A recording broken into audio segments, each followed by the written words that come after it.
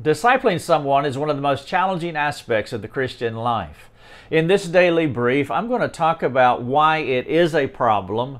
Number 2, what you can do about it. And then number 3, how we navigate how to teach someone to disciple waters in our ministry. Stay tuned.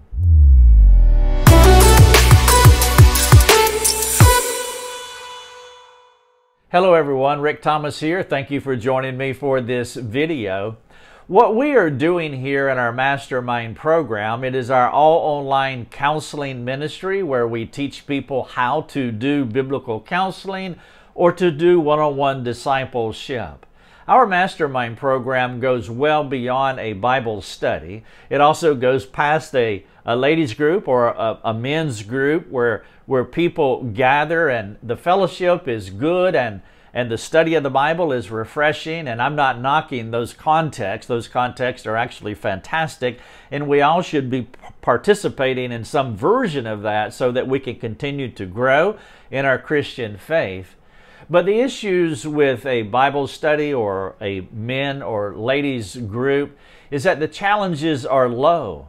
You can hide in those contexts, hide in the sense to where you don't have the opportunity to sit across from someone all alone and walk them through a problem.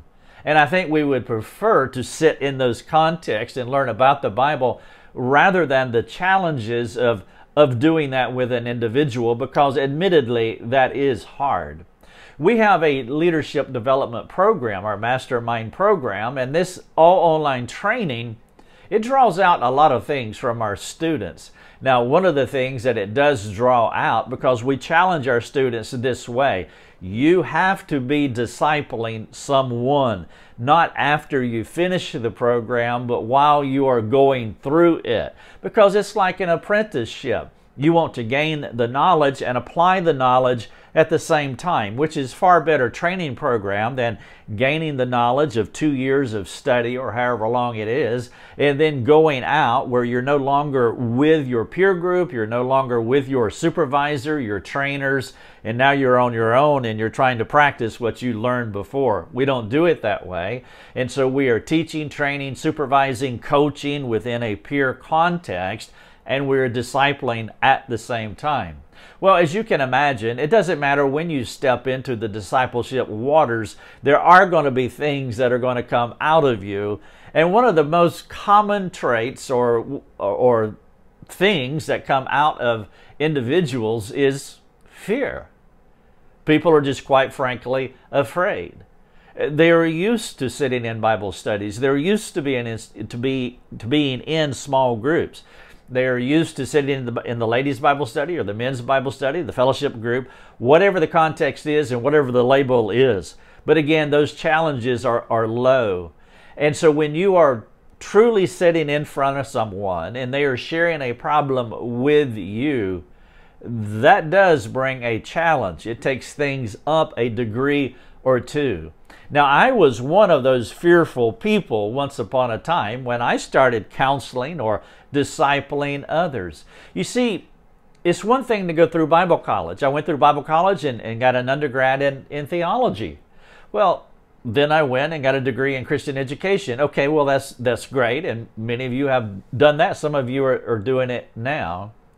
And it was even something else to talk about God or talk about the Bible. We love doing that.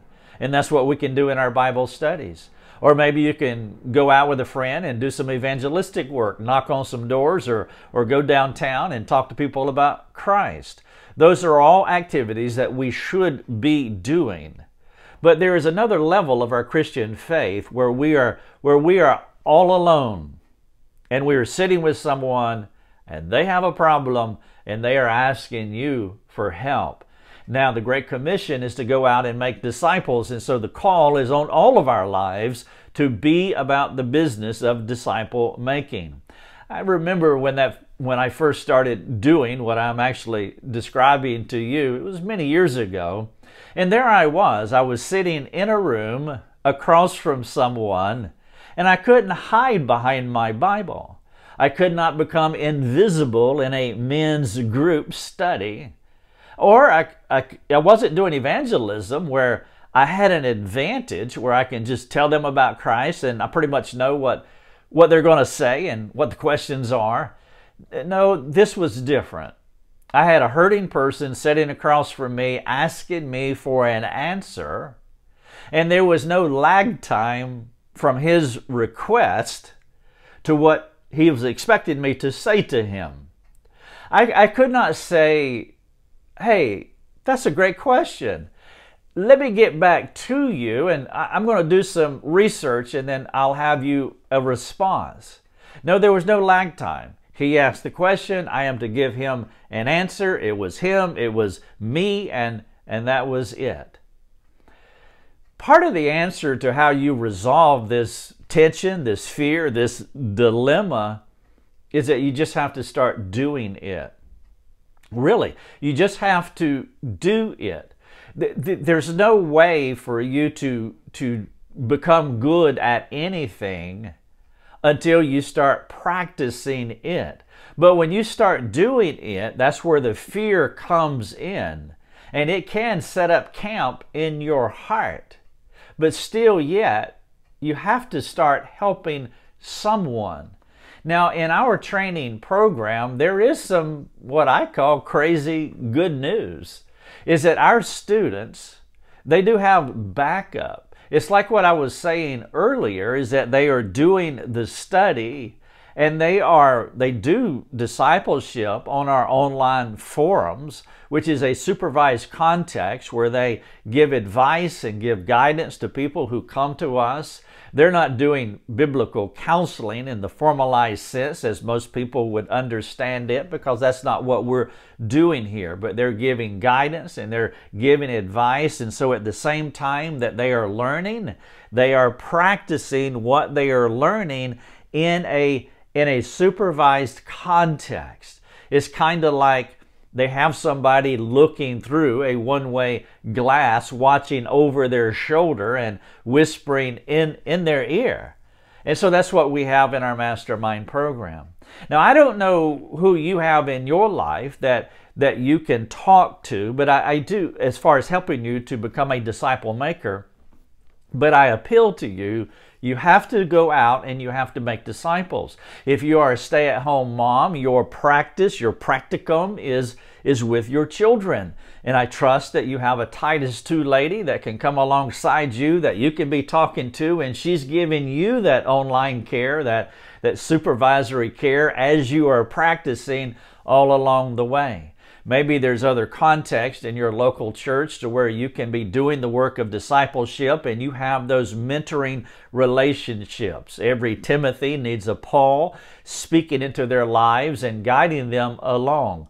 But the way that we do it in our program is that we are training and they are doing the practicums as simultaneous action. And it takes a while before you become comfortable, before the fear begins to go away. But after a while, just like anything that you learn, you're not inhibited by doing it. You just do it naturally and it becomes part of who you are. And so I don't know your situation and I don't know what kind of mentoring relationships you need to set up if you don't have them, but I would appeal to you. Number one, ask God to give you a discipleship heart if you don't have one. If you do have one, Lord, give me the individuals, bring people to me that I can begin to take under my wing so that I can counsel or guide them, give them advice, I can disciple them. And then, Lord, give me someone, give me a Paul-type relationship. Find your Paul. Have that person in your life. Or ladies, find your Paulette. But find that person in your life who can give you that kind of oversight care. Now, if you are interested in doing a deep dive into all things counseling, that is what we do. We are a training ministry and we help people. And I'm not saying that you will become a professional, formalized biblical counselor. No, we don't hold that out to anyone. But what we will do is that we will train you according to the God-given capacity that you have, whatever it may be. And there are some people who they may have a full cup of gifting and their gift mix to be a formalized biblical counselor. And then there may be some people that this is their capacity. Well, it doesn't matter what your capacity is as long as, one, you know what it is, and then number two, you're working to fill up your capacity, whatever it may be. Very few people come into our program and become what people might say is professional, formalized biblical counselors. That just doesn't happen. That is a rare gifting for an individual to have. But what you will be able to learn and to accomplish through our training is that whatever your capacity is, Lord willing, you will be able to fill that up to be the best disciple maker that you possibly can be. Now, if you want to talk about this or learn about our training program, I have two links in the description of this video. One will give you information on our training, and then there's a link to our forums if you want to talk to our team. In fact, I would love for you to talk to one of our students about our training and get their perspective on what it's about. You don't have to talk to me, you can talk to them because they are in it and they would love to answer whatever questions that you do have.